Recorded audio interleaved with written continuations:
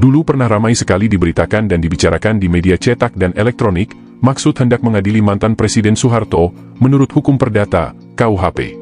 Bukan lewat hukum pidana. Jadi, sama sekali bukan diadili oleh ICC, International Criminal Court. Sebagaimana banyak tuntutan diajukan terhadap Soeharto, mengingat pelanggaran HAM terbesar yang dilakukannya adalah kejahatan terhadap kemanusiaan, crime against humanity. Kali ini Lembaga Pengadilan Agung Indonesia sekadar akan memperkarakan gugatan yang masih harus diajukan mengenai kasus korupsi yang dilakukan mantan Presiden Soeharto melalui yayasan-yayasan yang dibentuknya. Sementara orang ada yang antusias. Ada harapan, katanya, tuntutan terhadap Soeharto sekali ini akan berhasil. Dan Soeharto akan dicekal dari sisi hukum perdata. Barangkali terbayang pada mereka-mereka itu, kasus pengadilan AS ketika menyeret bandit besar, mafioso kesohor AS, Al Capone. Pengadilan AS ketika itu berhasil mencekal bandit Al Capone lewat tuntutan perdata, urusan pelanggaran pajak. Ada yang sama sekali tidak percaya bahwa Kejaksaan Agung bersungguh-sungguh akan menuntut Soeharto. Dinyatakan bahwa bikin ramai hendak mengadili Soeharto, itu adalah untuk mengalihkan perhatian belaka. Pendapat lain, tidak terus terang menuduh bahwa aksi Kejaksaan Agung itu pura-pura saja. Namun, jelas menyatakan keraguan-raguannya. Apa benar Pengadilan Indonesia yang merupakan lembaga yang paling harus ditoto dan direformasi, akan berhasil menuntut dan memberikan hukuman setimpal kepada Soeharto? Dalam golongan ini termasuk wartawan pedoman senior, Rosihan Anwar. Meski umurnya yang lanjut, tetapi sesekali masih memberikan komentar, yang terkadang lumayan, atas perkembangan politik Indonesia. Rosihan Anwar tampak sekali meragukan kemampuan dan keberhasilan Lembaga Pengadilan Indonesia. Juga karena ia yakin bahwa Soeharto jauh-jauh hari sudah memikirkan bagaimana korupsinya itu dilindungi dan diselubungi rapat-rapat demikian rupa, sehingga siapapun tidak akan bisa menggugat Soeharto. Yang menarik lagi ialah, terbitnya buku baru biografi Soeharto, ditulis oleh putrinya Ruslan Abdul Ghani, almarhum, Retnowati Abdul Ghaniknam.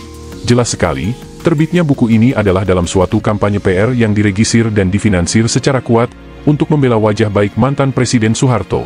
Suatu usaha sia-sia untuk membagus-baguskan reputasi Soeharto yang akan tercatat dalam sejarah bangsa kita, sebagai penguasa, plus keluarga dan kroni-kroninya, yang paling kejam, paling bersandar pada kekersan dan kekuatan militer, paling licik, paling korup dan paling kaya terbanding mantan-mantan Presiden RI sebelumnya. Masih mengenai buku Retnowati tentang Soeharto, seorang pembaca Indonesia di California, Benny Bevely, pendiri Overseas Think Tank for Indonesia, Presiden Afton Institute, LLC, Publishing, Training and Consulting Company, California, USA, berkomentar sebagai berikut. Retnowati tidak pernah mengungkap permasalahan jutaan orang yang menjadi korban gerakan politik Soeharto. Ia lebih menitikberatkan bagaimana para jenderal dibunuh oleh Socalet PKI di bawah pimpinan Kolonel Untung.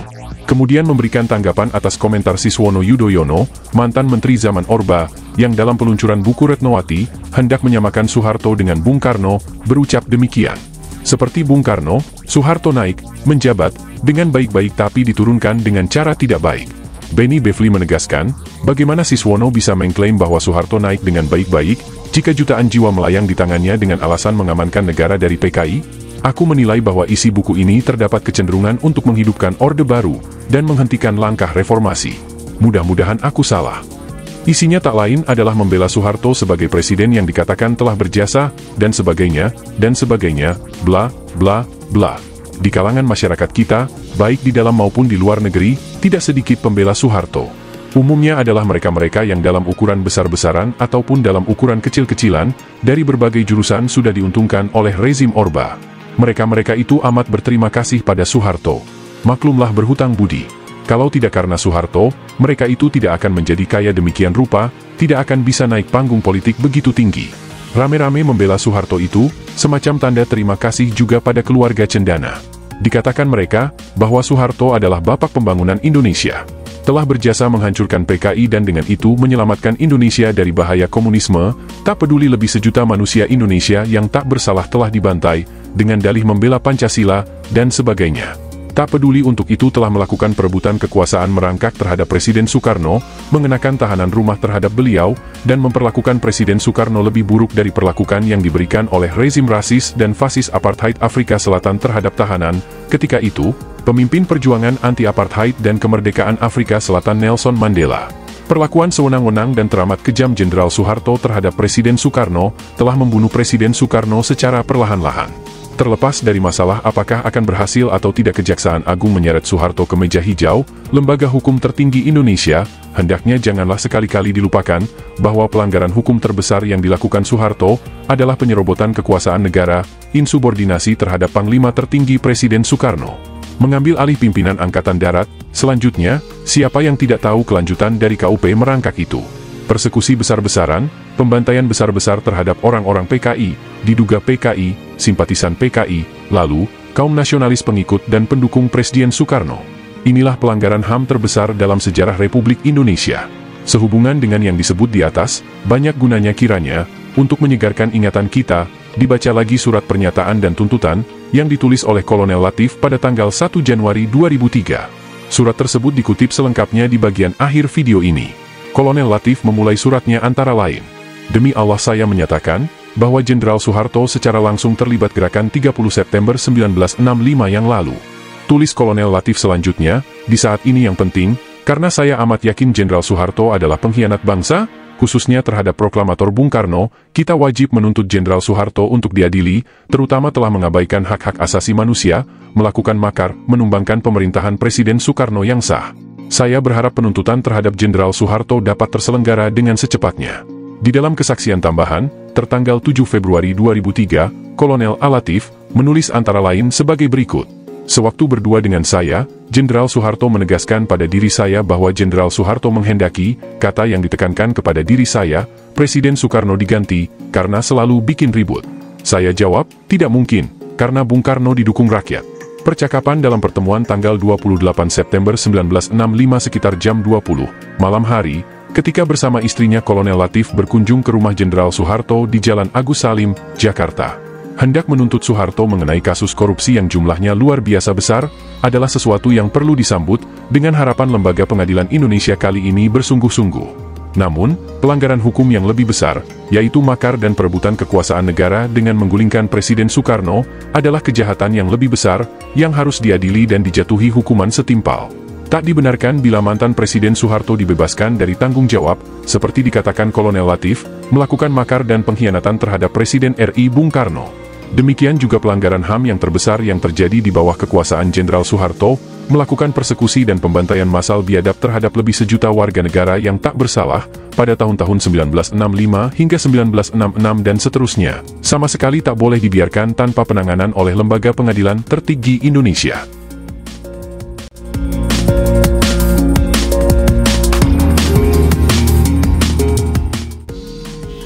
Alatif, mantan Kolonel AD.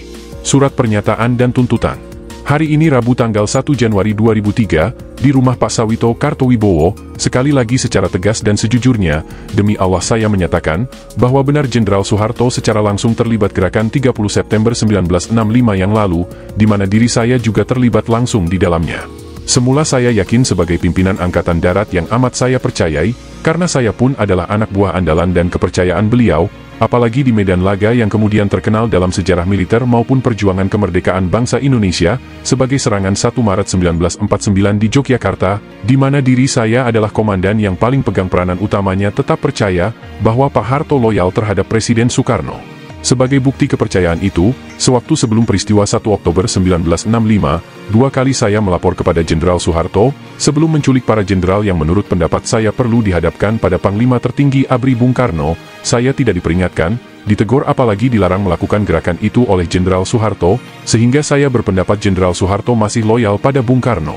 Ternyata setelah kejadian, pendapat saya itu sangat bertolak belakang dengan pendapat saya semula, justru sebaliknya, terbalik sama sekali.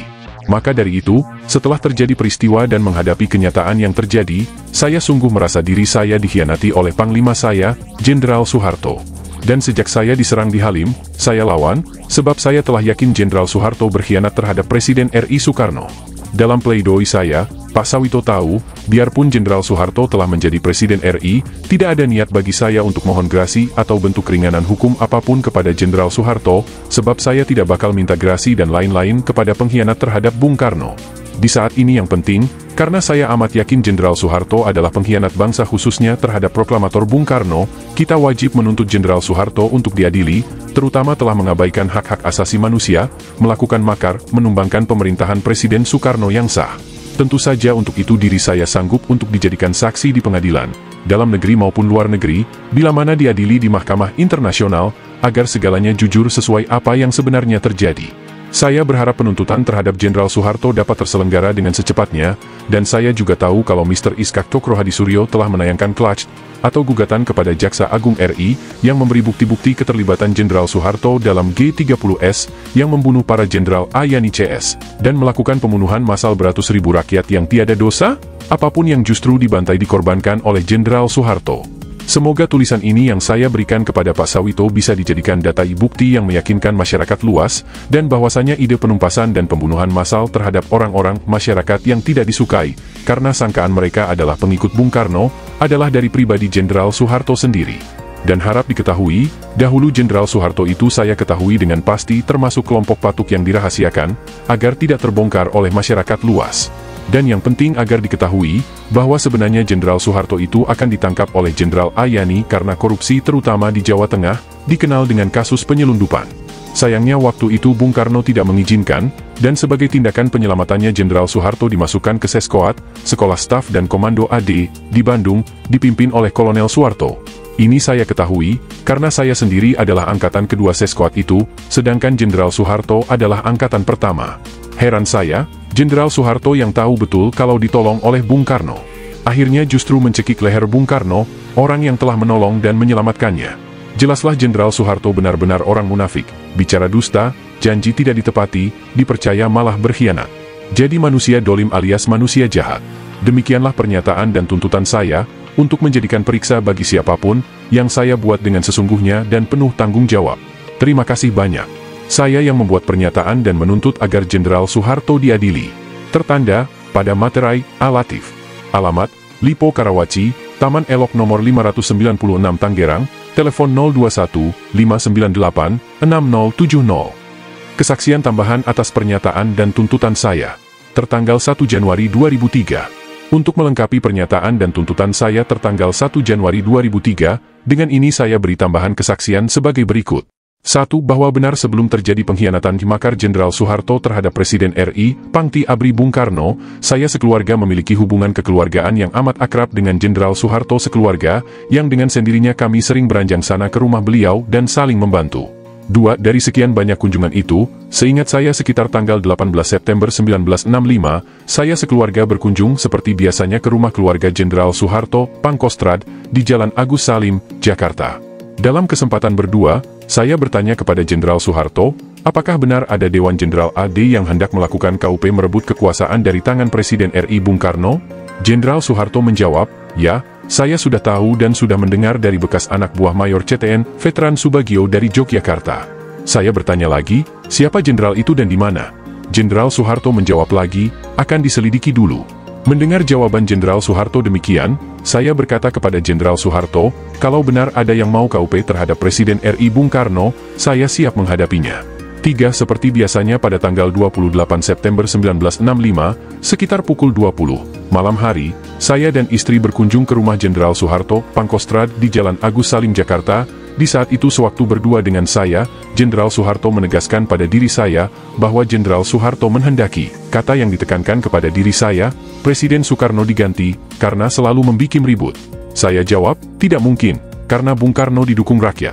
4. Pada tanggal 29 September 1965, antara pukul 9 hingga pukul 10, siang hari, saya menemui Jenderal Soeharto yang di saat itu sedang menunggu putranya yang tersiram sup panas yang sedang dirawat di RSPAD Gatot Subroto, Jakarta. Di situ saya melapor kepada Jenderal Soeharto, bahwa kami akan menculik para Jenderal Angkatan Darat untuk dihadapkan kepada Pangti Abri Presiden Soekarno, dan yang akan dilaksanakan besok malam, sehari berikutnya, tanggal 30 September 1965.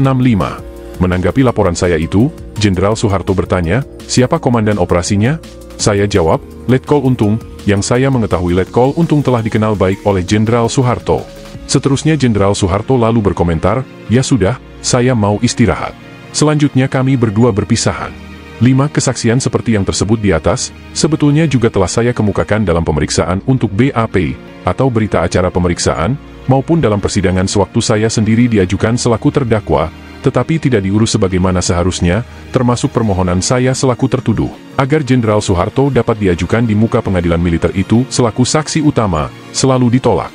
Demikian kesaksian tambahan ini saya buat dengan sesungguhnya, untuk melengkapi dan yang tidak dapat dipisahkan dengan surat pernyataan dan tuntutan saya tertanggal 01 Januari 2003, untuk kesaksian dan bukti pengadilan terhadap tertuduh Jenderal Soeharto, karena telah memimpin melakukan cob deetat makar, dengan menggunakan kekuatan senjata militer terhadap Presiden RI yang sah Bung Karno, disertai membantai rakyat banyak yang tidak berdosa, yang saya tuntut dan ajukan demi tegaknya kedaulatan, hukum, kebenaran dan keadilan berdasar ketuhanan yang Maha Esa. Jakarta, 7 Februari 2003. Saya yang membuat pernyataan dan kesaksian, tertanda, di atas materai, Alatif, mantan Kolonel AD, NRP 10685.